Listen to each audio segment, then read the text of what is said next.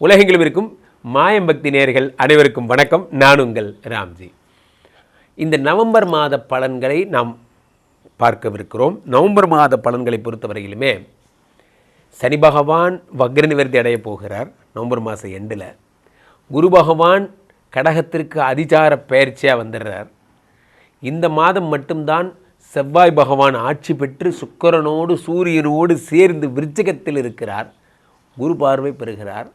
இவ்வளோ நல்ல விஷயம். இப்போ எல்லாருக்கும் நிறைய பொன்னான மாதம், ஒரு லைஃப்பில் திருப்பங்கள் ஏற்படுற ஒரு உச்சம், ஒரு வக்ர நிவர்த்தி ரெண்டு நடக்கின்ற ஒரு மாதமாக. எல்லாத்துக்கும் மேலே அடுத்த மாதம்லாம் இயர் முடிய போகுது சார். அப்போ இந்த மாதம் ஏதாவது டியூன் பண்ணிக்கிட்டு ஏதாவது நம்மளே சரி பண்ணிக்கிட்டே தான் டார்கெட் அச்சீவ் பண்ண முடியும்.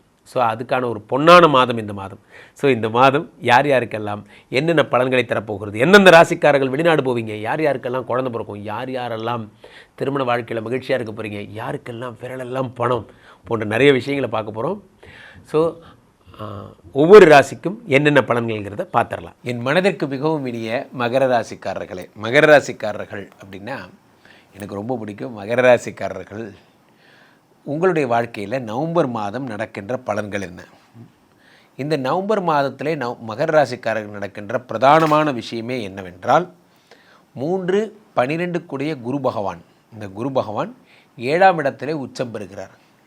7ஆம் இடத்திலே குரு பகவான் உச்சம் பெறும் பொழுது என்னென்ன பலன்கள் எல்லாம் ஆகும் அப்படின்னா, 7ஆம் இடத்து குரு பகவான் பலவிதமான சந்தோஷங்களையும் மகிழ்ச்சியும் தருவருகிறார். மின்னலே ஏ மின்னலே அப்படிங்கிற மாதிரி தான் ஒரே லவ்ஸ் தான். 7ஆம் இடத்துல குரு பகவான் வரும் பொழுது காதல், பிரிந்து போன காதலெல்லாம் சேருகின்ற வழிகள். 7ஆம் இடத்து குரு பகவான் உங்களுக்கு என்ன சொல்கிறது, சக்கை கரும்பு என்றாலும் சர்க்கரை தானே மிச்சம் இருக்கும், பிரிந்து போன காதல் என்றாலும் பிரியங்கள் தானே மிச்சம் இருக்கும். அந்த மாதிரி தான் உங்களுடைய பிரிந்த துணைகள் எல்லாம் ஒன்று சேருவதற்கான துணைகள் எல்லாமா சார் இருக்கிறது ஒரு துணை தான். அந்த துணை பிரிஞ்சதை நினச்சி தான் வருத்தப்படுறேன். ஓகே, அந்த துணையெல்லாம் ஒன்று சேருவதற்கு நல்ல வழிகள் எல்லாம் உங்களுக்கு கிடைக்கிறது. காரணம், டைவர்ஸாகி பிரிஞ்சு போனவங்க கூட ஒன்று சேர்வதற்கான வழிகள் எல்லாம் இந்த 7ஆம் இடத்து குரு பகவான் உங்களுக்கு தருகிறார். ஒரு உச்சம் பெற்ற குரு பகவான் பலவிதமான நன்மைகளையும் தருகிறார். 7ஆம் இடம் என்பது ஃபாரின் போகிற இடம். 7ஆம் இடம் என்பது பார்ட்னர்ஷிப்கான இடம். நிறைய பேருக்கு பார்த்திங்கன்னா இந்த பார்ட்னர்ஷிப், புதிய பார்ட்னர் சார், அந்த கம்பெனி தொடக்கும் போது நல்லா தான் சார் திறந்தோம், 2 பேருமா சேர்ந்து தான் ஆரம்பித்தோம். இதெல்லாம் ஈஸிலி கெட்டபிள், சீரியஸாக அட்வான்ஸ் கொடுத்துருந்தார், அது அட்வான்ஸ் வாங்கிக்கலாம். பொருட்கள் வாங்கி போட்டிருக்காரு, இந்த பொருட்களை திருப்பி வாங்கிக்கலாம். இந்த மாதிரி சேஃபஸ்ட்டு ஜோனில் இருக்கிறதெல்லாம் அவர் வச்சுக்கிட்டாரு. அது நான் சேஃபாக இல்லாத விஷயங்கள், தோசை மாவு, அப்புறம் பொருள், அந்த மாதிரி ரா மெட்டீரியல்ஸு, இதெல்லாம் என்ன இன்வெஸ்ட் பண்ண வச்சிட்டார். இவெல்லாம் ஒரு பார்ட்னரா சார் அப்படின்னு நினச்சி வருத்தப்படுறவங்களுக்கெல்லாம் அந்த பார்ட்னர்ஷிப் ப்ராப்ளம்ஸ் எல்லாம் சரியாகக்கூடிய அம்சங்கள் எல்லாம் ஏற்படும். 7ஆம் இடத்துல குரு பகவான் உச்சம் பெறும் பொழுது நல்ல பார்ட்னர், நம்மளுடைய பெயினையும் துயரையும் தெரிந்த பார்ட்னர் கிடைப்பதற்கான வழிகள் எல்லாம் வருகிறது.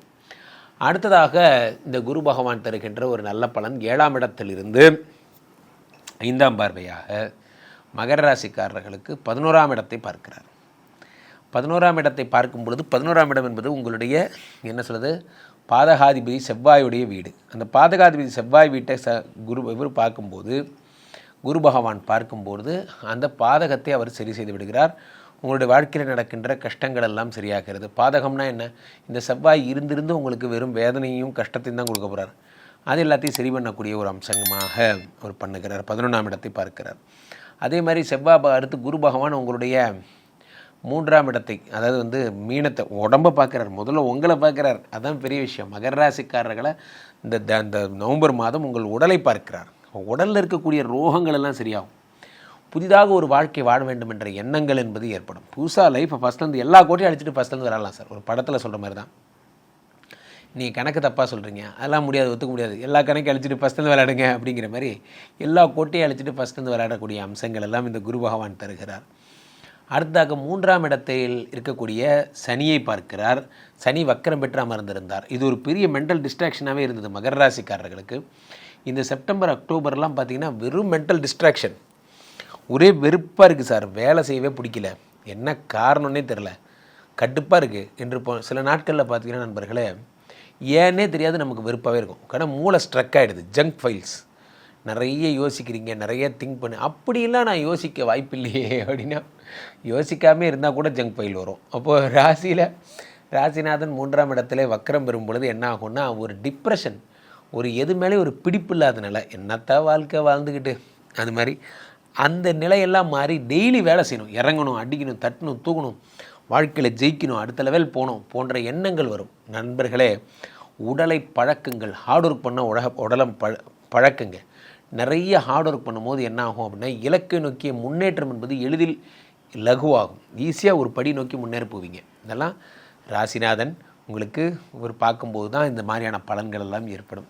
அதான் ரொம்ப முக்கியமான விஷயமே. ராசிநாதன் இவரை சனியை குரு பார்க்கும் பொழுது உடல் நிறையா நீங்கள் சொன்ன பேச்சு கேட்கும். இனிமேல் நவம்பர் டிசம்பர்லலாம் ஃபுட்பால் பார்த்துருக்கியா, இனிமேல் பாரு அப்படிங்கிற மாதிரி அடுத்த லெவல் நீங்கள் போகிறீங்க. அடுத்த லெவலில் நீங்கள் வாழ்க்கையில் முன்னுக்கு வரீங்க.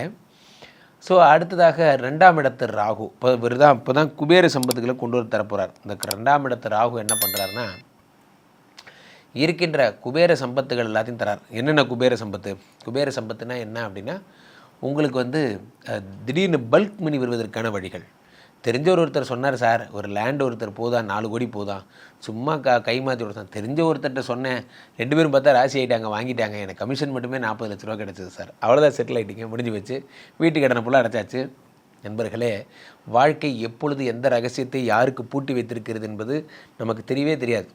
திடீர்னு ஒரு நல்ல நேரம் வரும், லைஃபே மாறிடும். அந்த நேரம் வந்தாச்சு. அங்கே மகர ராசிக்காரர்கள் மகிழ்ச்சி. பொதுவாகவே நண்பர்களே, இந்த நவம்பர் மாத பலன்களில் அதிசிறப்பாக கருதப்படுவது நான் பார்த்த வகையிலே குருவினுடைய அதிசார பயிற்சி மட்டும்தான். குரு உச்சம் பெறுகிறார். 12 வருடங்களுக்கு ஒரு முறை நடக்கின்ற அற்புத நிகழ்வு இந்த கடகத்தில் நடக்கின்ற குரு உச்சம். நன்றாக புரிந்து கொள்ள வேண்டும். இந்த குரு உச்சம் என்பது என்னவென்றால், குறிஞ்சிப்பூவை போல 12 வருடங்களுக்கு ஒரு முறை நிகழ்ந்தாலுமே இவர் பார்வை அத்தனை வீரியமுடையது. இப்போ உச்சம் பெற்ற குருவினுடைய பார்வை என்பது அத்தனை தீர்க்கமான பார்வை. இப்போ 5ஆம் பார்வையாக காலபுருஷனுக்கு 8ஆம் இடமாகப்பட்ட இந்த விருச்சிகத்தை பார்க்கிறார். இதில் என்ன ஒரு ஆச்சரியன்னா, அந்த இடத்துல 3 கிரகங்கள் இருக்காங்க. யார்? விருச்சிகத்தினுடைய ராசிநாதன் யார்? செவ்வாய் பகவான் ஆட்சி பெற்றவனாகவும் சூரியனும் சுக்கிரனும் இருக்கிறார்கள். அதை குரு பகவான் பார்த்துடுறார். பார்க்கும்போது என்ன ஆகுதுன்னா, ஒரே ஸ்ட்ரோக்கில் ஒரு ஸ்ட்ரைக்கரு 3 காயின். அப்போது இந்த 3 பேருடைய பலன்களும் கிடைக்க போகிறது. அடுத்து மகரத்தை பார்க்கிறார், அடுத்து மீனத்தை பார்க்கிறார். இங்கே தான் ஹைலைட்டு. மீனத்தை இந்த குரு பகவான் பார்க்கும் பொழுது, மீனத்தில் யார் இருக்கான்னா சனி பகவான் உட்காந்துருக்காரு, வக்கரம் பெற்று உட்காந்துருக்காரு. அவரை வக்கர நிவர்த்தி பெற்று விட்டுறார். இந்த குரு பகவான் பார்த்து மங்களச்சனியாக மாற்றுறாரு. இம்சை பண்ணுறதுக்காக வந்த சனி இப்போது இன்பங்களை தரும் சனியாக மாறிட்டார். ஸோ இத்தனை விஷயமே இந்த நவம்பர் மாதம் நடக்கிறது. இதில் நாம் முக்கியமான விஷயமாக கருத்தில் கொள்ள வேண்டியது என்னவென்றால், புத பகவானுடைய பயிற்சியும் நாம் ஒரு கணக்கில் எடுத்துக்கொள்ளலாம். புதன் சுக்கிரனுடைய வீட்டுக்கு வந்திருக்கிறார். அதே நேரத்தில் இந்த சுக்கிரனுடைய வீடு அப்படிங்கிறது என்ன அப்படின்னா, காலபுருஷனுக்கு 7ஆம் வீடு. 3, 6 கூடவும் 7ஆம் வீட்டில் இருக்கிறான்.